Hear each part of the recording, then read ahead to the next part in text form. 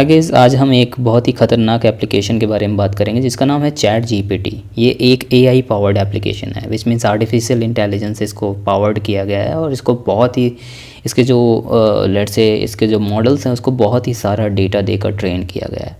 और ये भी है कि ये एक्चुअल में जो ये एआई है वो गूगल को भी रिप्लेस कर सकती है, क्योंकि देखो क्या होता है कि हम जो भी चीज़ें ढूंढ रहे होते हैं गूगल पे या फिर कहीं पे भी, हम उसको सर्च इंजन रिजल्ट पेजेस पे सर्च करें। जैसे कि मैं व्हाट इज़ एसईओ सर्च करता हूँ, यहाँ पे देखो कि अगर मैं एसईओ के बारे में सर्च करना चाहता हूँ तो मुझे बहुत सारे रिजल्ट्स यहाँ पे मिल रहे हैं।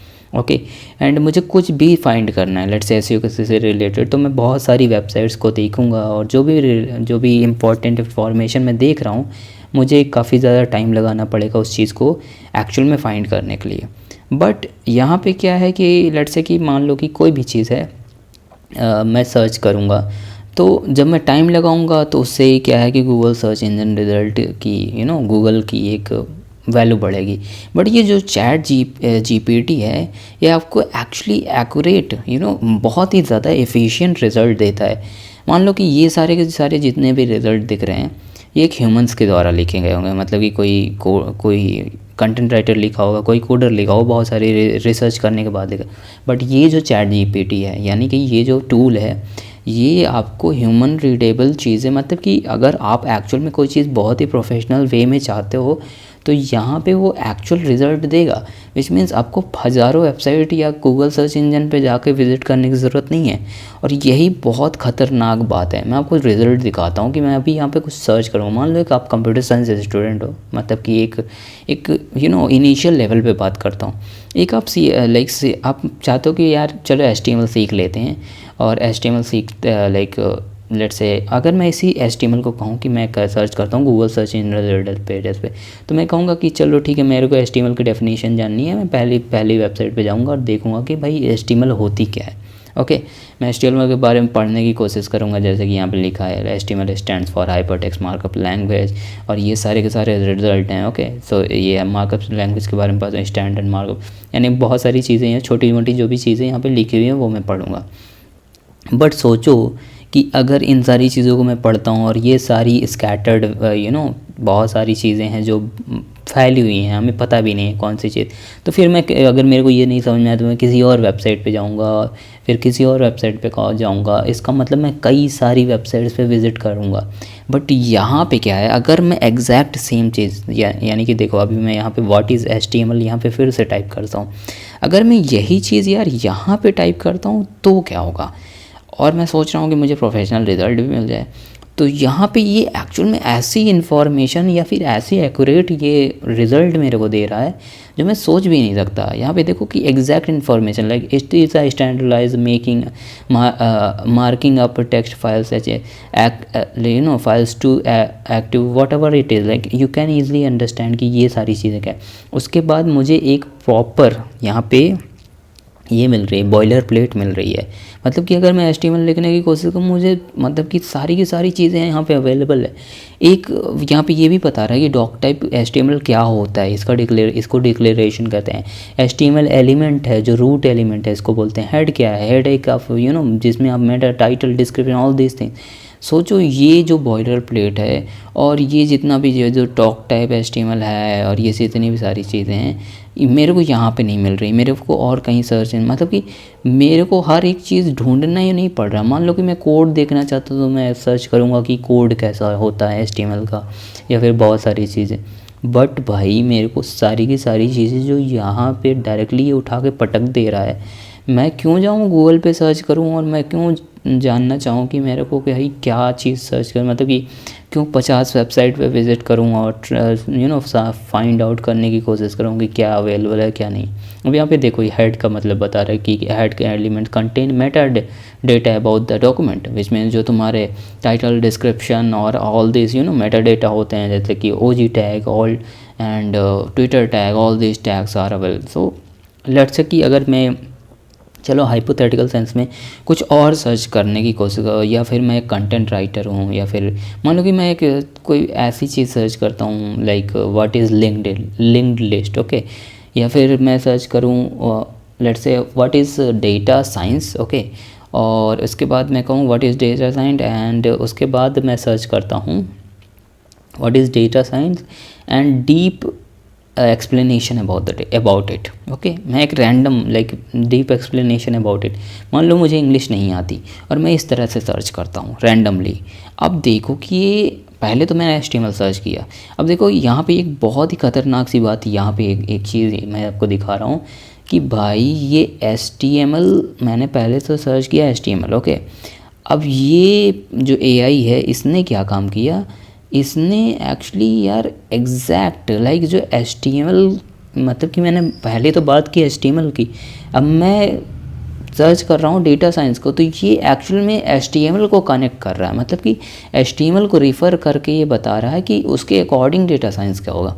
पहले इसने एक नॉर्मल सी एक डेफिनेशन बताई, वर्ल्ड वाइड स्टैंडर्ड, ये जो भी सारी चीज़ें हैं, फिर from a data science perspective, मतलब कि समझो डेटा साइंस के पर्सपेक्टिव को लेकर ही बता रहा है। जो मतलब कि मैं अगर कोई भी एक पर्टिकुलर चीज़ सर्च कर रहा हूँ और उस पर कोई बेस्ड क्वेश्चन पूछ रहा हूँ उसके नीचे, तो ये उस चीज़ को समझ रहा है कि भाई यहाँ पे अभी बात हमारी क्या चल रही है।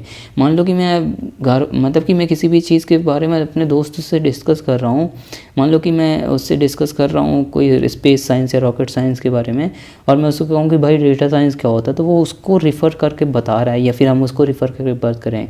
हम ऐसा नहीं बता, वो ऐसा नहीं बोले कि यहाँ खाने पीने की, मतलब कि सोचो यहाँ पे एक ये जो AI टूल है वो कैसा बिहेव कर रहा है, ये एक ह्यूमन बिहेवियरल पैटर्न को रिकॉग्नाइज कर रहा है। और ये ऐसे कैसे हो पा रहा है, द रीज़न इज़ कि भाई ये जो AI टूल्स हैं ये बहुत ही ज़्यादा वेल ट्रेंड हैं, बिलियंस ऑफ डेटा खिलाया गया है इन्हें। अभी देखो मैं इसको सर्च करता हूँ what like linked list algorithm. मैं एक मान लो कि कंप्यूटर साइंस स्टूडेंट हूँ और मैं लिंक्ड लिस्ट एल्गोरिथम को सर्च करने की कोशिश करता हूँ। भाई ये मेरे को कंप्लीट लिंक्ड लिस्ट की एक पर्टिकुलर डेफिनेशन इसने दे दी है। Singly linked list each node has reference to the next node, इसने प्रॉपर एक डेफिनेशन दे दी है। और उसके बाद इसने दे दिया है कि भाई देखो क्लास नोड और ऑल दिस कैसे कैसे नोड पॉइंट आउट होते हैं। उसके बाद इसने node represent node is linked. अरे यार सारा सब कुछ अवेलेबल है भाई, यहाँ पे तुम्हें कुछ भी नहीं करना, तुम्हारे पास सारी की सारी डेफिनेशन है, उठा के कॉपी करो।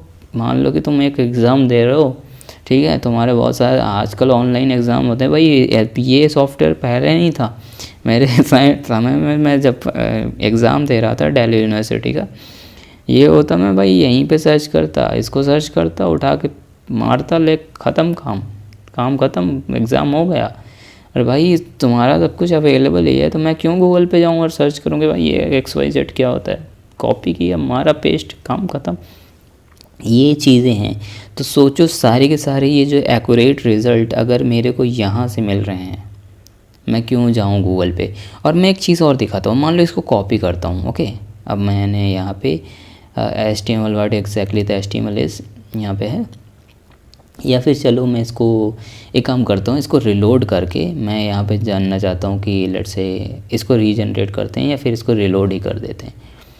अब मैं एक कंटेंट राइटर हूँ, एक हाइपोथेटिकल सेंस में मान लो कि मैं सर्च करना चाहता हूँ व्हाट एग्जैक्टली द SEO है। मैं इसका like let's say as a content writer मुझे सारी की सारी चीज़ें फ्रेश लिखनी पड़ती हैं, और SEO की डेफिनेशन बहुत सारी अवेलेबल है, बहुत सारी। तो अगर इसने 60% से भी ऊपर का प्लेगरिज्म अच्छा दे दिया तो समझ लेना कि मतलब कि सॉफ्टवेयर कैसा है यार, समझ सकते हो।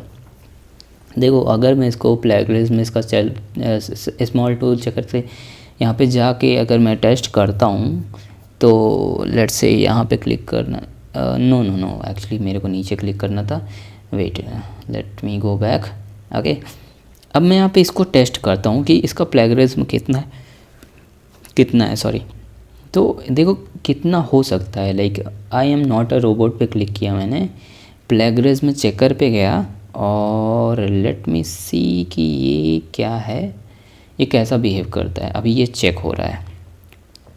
अभी देखो कि ये जो AI टूल है, अभी हम इसके बारे में पढ़ लेते हैं कि ये देखो यार, in a practical of website page की रैंकिंग में SERP पे this is done through a variety of technique, कई technical like such as keyword research, content optimisation, link building, increasing number of visitor to the website, इसलिए हम SEO करते हैं, seeing the visibility site visibility को बढ़ाने के लिए I mean सारा का सारा एक्यूरेट है। और ये भी देखो 75% एक्यूरेट डेटा है भाई। मतलब कि सोचो एक बंदा कोई भी चीज़ सर्च कर रहा है इंटरनेट, मतलब कि उसको राइट ही नहीं करना, उसको लिखना ही नहीं है कोई भी कंटेंट, उसके पास सारा का सारा कंटेंट अवेलेबल है और बस वो भाई गया इंटरनेट पे चैट जीपीटी ओपन किया, गूगल भी गया भाड़ में, सारी चीज़ें गई, दूसरी वेबसाइट भी गई, और ये सारे के सारी चीज़ें आप बताओ।